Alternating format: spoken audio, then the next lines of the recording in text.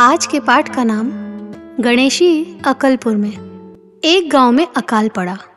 लोग गांव छोड़ छोड़कर भागने लगे। गांव में एक आदमी था गणेशी, जिसके 2 बेटे और एक दुधारू बकरी थी। वे जाएं तो कहाँ जाएं? उन्हें रखेगा भी कौन? यूं ही सोचते सोचते वे चले जा रहे थे। जहां रात होती वहीं डेरा डाल देते, बकरी को पत्ते खिलाते और खुद उसका दूध पीते। 2 दिन और 2 रात चलते चलते वे एक छोटे कस्बे में पहुंचे। कस्बे के बाहर एक पुराना शिवाला था। गणेशी ने वहीं डेरा डाला। शिवाले में एक बूढ़ा पंडित था। गणेशी और उसके लड़कों को देखा तो वह बोला, कहाँ से आना हुआ भैया? गणेशी ने कहा, आलमपुर से आया हूँ बाबा, वहाँ अकाल पड़ा है। लोग गांव छोड़ छोड़कर भाग गए। पंडित ने पूछा, यहाँ बसने का इरादा है? गणेशी ने कहा, देखो जहाँ डॉल लग जाए।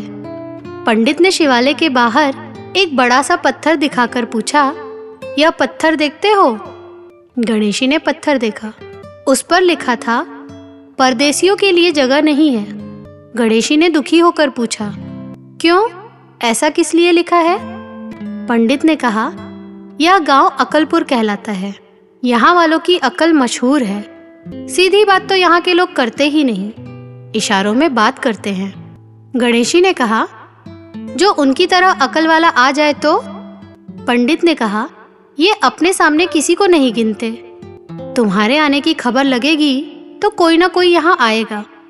उस दिन तो कोई नहीं आया। गणेशी और उसके बेटे शिवाले के चबूतरे पर सो गए।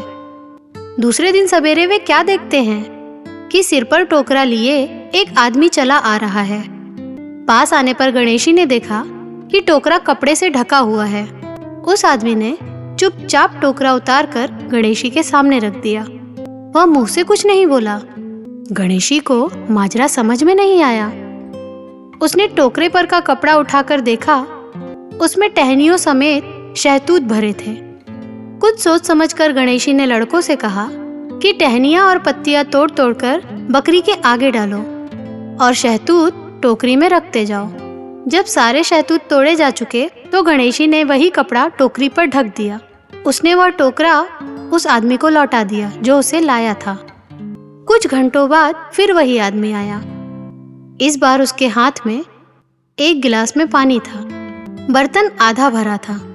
गणेशी ने बहुत सोच समझकर बकरी का थोड़ा सा दूध पानी में मिला दिया। बर्तन उसने उस आदमी को लौटा दिया। दोपहर ढल चुका था।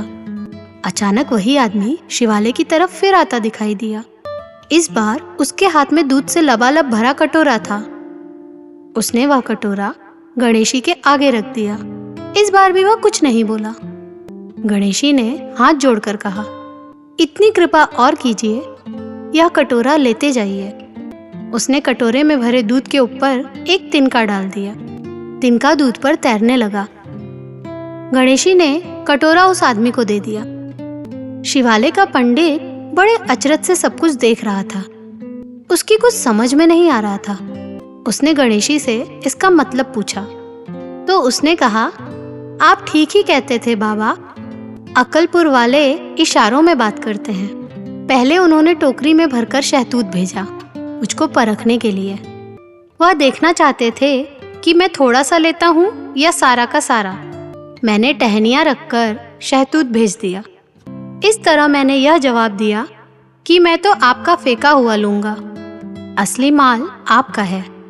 मैं उस पर हाथ साफ करने नहीं आया। हम किसी लालच से नहीं आए हैं। यह सुनकर बाबा ने खुश होकर पूछा, और पानी का गिलास भेजने का क्या मतलब था?